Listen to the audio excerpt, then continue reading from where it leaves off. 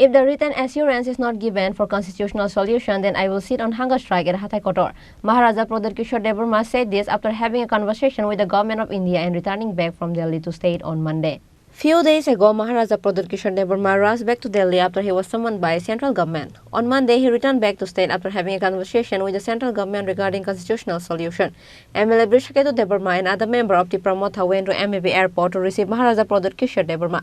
Later, answering the question of the media, Maharaja Pradhat Kishore Devarma said, "If the written assurance is not given for constitutional solution, then I will sit on hunger strike at Hatay Kotor." मेरा point एक ही है, writing में मुझे चाहिए, verbal assurance से नहीं काम चलेगा। मुझे अपने लिए कुछ नहीं चाहिए। 1 साल से हम लोग वेट कर रहे हैं और अगर हमें ये राइटिंग में एश्योरेंस नहीं मिलता है तो बहुत अनफॉर्चुनेट होगा और मैं हताई कोतौर में फास्ट टू डेथ मैं परसों से शुरू कर दूँ। गवर्नमेंट ऑफ इंडिया ने मुझे कहा है कि वो लोग सोच रहे हैं, लेकिन जब तक मुझे राइटिंग में नहीं मिलता है मैं अपने लोगों को गुमराह करके झूठ नहीं बोल सकता हूँ। अगर राइटिंग में मिलेगा तो मैं लोगों को दिखाऊंगा, अगर राइटिंग में नहीं मिलेगा तो मैं अपने लोगों को अंधेरे में रखकर राजनीति नहीं कर सकता। और अगर जाना है तो जाऊंगा, लेकिन बुबागरा बन के, तिपरासा बन के और हानि बुसा बन के जाऊँगा। एक डरपोक इंसान बनकर इधर से उधर जाके मैं काम नहीं कर सकता। Sir, all of a sudden you had rushed to Delhi. Who had called you? And Government of India officials had called. It was a government level, not a political. See, I am only interested if I go tomorrow to London, or I go to Bangladesh, or I go to Singapore. Who will issue the passport? The government of India, not a political party. So I want an assurance from the government of India, and if the government of India assures us, then I have no problem.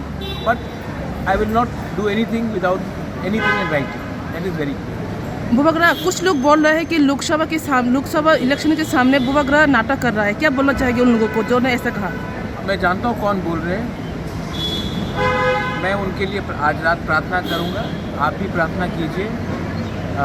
मैं तिपरासा को प्यार करता हूँ।